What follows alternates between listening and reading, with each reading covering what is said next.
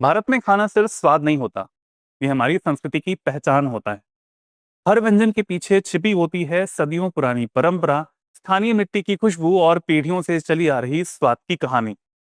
जब यही पारंपरिक स्वाद बदलते दौर के साथ कारोबार और पहचान का हिस्सा बनने लग जाए, तो मुकाबला सिर्फ स्वाद का नहीं रहता, मुकाबला बन जाता है विरासत को नई पहचान देने का।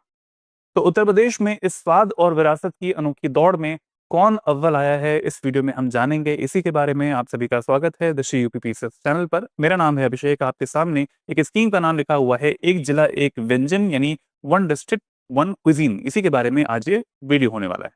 लेकिन सबसे पहले ऐसे हमारे अभ्यर्थी, ऐसे साथी जो कि स्टेट पीसेस के एग्जाम्स की तैयारी कर रहे हैं, उनके लिए दृष्टि लेकर आया है फेस्टिव लर्निंग ऑफर, जो कि 26 अगस्त से 30 अगस्त के बीच में चलने वाला है। प्राइसेस पूरे वर्ष भर में सबसे कम आपको इसी दौरान मिलने वाले हैं हमारे कोर्सेज के। यूपीपीसीएस के एस्पिरेंट्स के लिए फाउंडेशन या फिर कोई अदर कोर्सेज भी हैं, आप इस नंबर पे कॉल करके 8750187501 पे कॉल करके इन कोर्सेज के बारे में जानकारी कर सकते हैं, या फिर दृष्टि लर्निंग ऐप को भी डाउनलोड करके कोर्स के बारे में जानकारी वहां से भी कर सकते हैं। बढ़ते हैं खबर की तरफ। खबर यह है कि यूपी में एक जिला एक व्यंजन में कानपुर का जलवा है और 25 यूनिट के साथ में सेकंड प्लेस पे ये आया है। फर्स्ट प्लेस पे यूपी की राजधानी लखनऊ ही आ पा रही है। अब हुआ क्या है इसमें, इस योजना के तहत जिलावार यूनिट आवंटन किए जा रहे हैं। यूनिट्स के बारे में मैं आपको बताऊंगा। पहले समझ लेते हैं कि जो गुणा गणित है वो क्या है।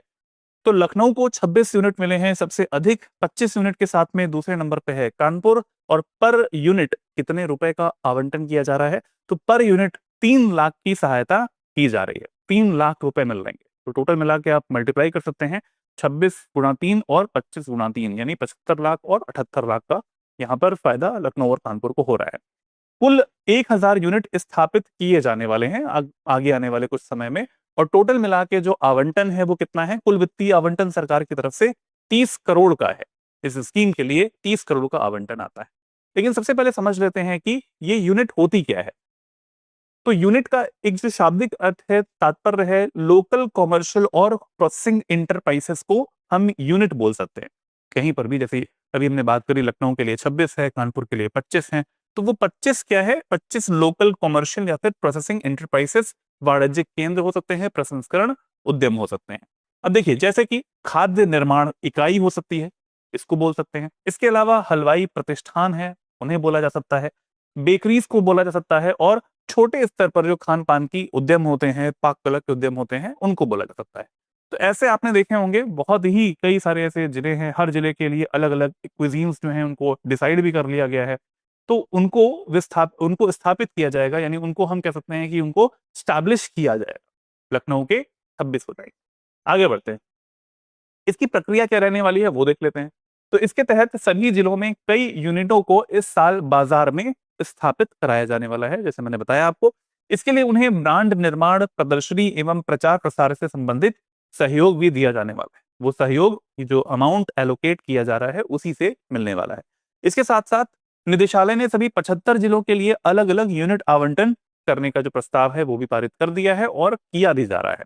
तो ये बहुत अच्छा इनिशिएटिव है। और जो 30 करोड़ का आवंटन, वित्तीय आवंटन सरकार की तरफ से किया जाएगा, ये बहुत ही सही दिशा में इस स्कीम का जो एक फ्रूटफुलनेस होती है वो हम देख पाएंगे कुछ समय में भी।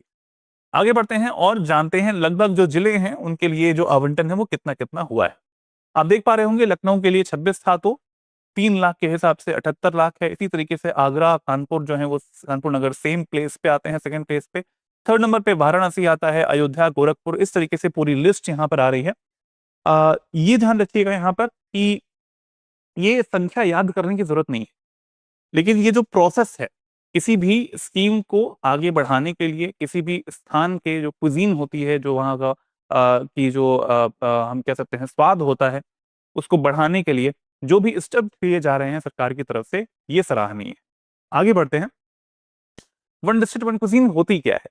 तो उत्तर प्रदेश सरकार ने उत्तर प्रदेश दिवस, ये होता है 24 जनवरी को, 24 ऑफ जनवरी को, 24 जनवरी के दौरान एक जिला एक व्यंजन स्कीम जो है, ओडीओसी जो है, इसकी पहल की शुरुआत करी थी। इसका उद्देश्य क्या था? इसका उद्देश्य ये था कि उत्तर प्रदेश के प्रत्येक जिले से एक प्रमुख पारंपरिक व्यंजन की पहचान की जाएगी और साथ साथ उसे संरक्षित किया जाएगा, और संरक्षित करने के साथ साथ उसको बढ़ावा भी दिया जाएगा।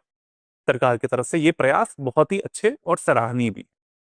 अब जानते हैं आगे कि कुछ और न्यूज़ जो है इसमें वो भी आती जा रही हैं, कुछ कंट्रोवर्सीज़ भी होती रहती हैं, वो भी देख लेते हैं। तो टोटल मिला के देखा जाए तो 208 यानी 208 जो डिशेज़ हैं वो हमारी यहाँ पर आइडेंटिफ़ाई करी गई हैं उत्तर प्रदेश में one district one cuisine list के अंतर्गत।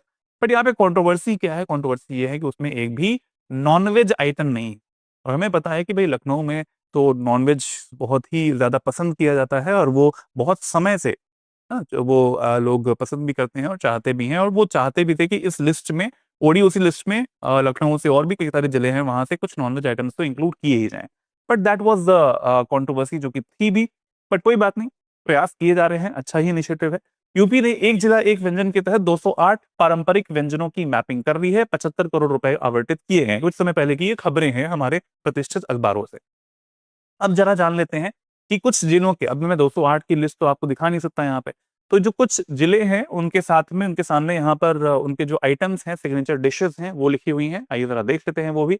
आगरा का पेठा ये सबको पता ही है। इसके अलावा मथुरा के पेड़े काफ़ी फ़ेमस हैं और ये भी इसी लिस्ट में इंक्लूड किए गए हैं। अयोध्या की कचौड़ी और जलेबी ये भी फ़ेमस रहती है। बाराबंकी से चंद्रकला स्वीट और गोंडा से एटियाथो की एक जगह पड़ती है वहाँ पे, वहाँ का दही बड़ा फेमस। इसके अलावा गोरखपुर आते हैं, देवरिया है, लखनऊ, कानपुर नगर, उन्नाव, प्रयागराज और वाराणसी। अब इस इन जिलों के अलावा जिन भी जिलों से आप बिलॉन्ग करते हैं, वहाँ का क्या ओडीओसी है कमेंट बॉक्स में ज़रूर बताइएगा आप लोग।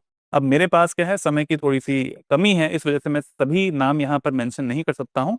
आप लोग ज़रूर बताइएगा कमेंट बॉक्स में कि आपके जिले का ओडीओसी क्या है। चलिए ये बातें हो गई हमारे ओडीओसी के बारे में, जो हमारे क्विज़ीन्स हैं उसके बारे में।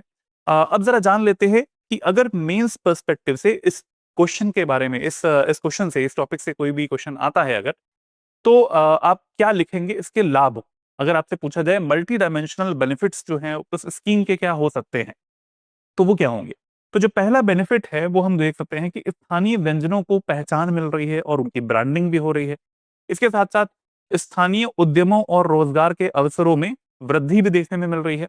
पर्यटन को बढ़ावा और सांस्कृतिक विरासत का संरक्षण भी हमें यहाँ पर देखने में मिलेगा।